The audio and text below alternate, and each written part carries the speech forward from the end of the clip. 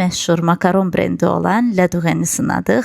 Bilirsiniz La Doureni niyə bu qədər məşhurdur? Çünki fransız kulinariyasının vizit kartlarından biri sayılan makaronları məhz La Doureni kəşf edib ilk dəfə 1930-cu ildə. Parisdə Eyfel qülləsini görmək qədər La Doureni makaronlarını sınamaq da mütləq sayılır. Amma soruşsanız ki, sənə görə ən dadlı makaronlar La Doureni makaronlarıdırmı? Cavabım xeyr olar. Daha dadlılarını sınamışam.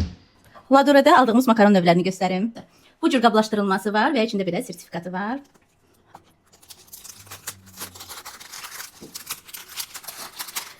Deməli, içində hansı növləri var İlknur? Pistachio, şokolad, Karamel var, vanila çiyələk var. və Mavi nə idi? bubblegum. Yo. Hatırlamırıq. Bu şokoladlı üstü olan fındıqlıdır. Bir-bir göstərməyəcəm. İçliyi belədir və çox hafifdir. Dadlıdır İlknur. Bəli.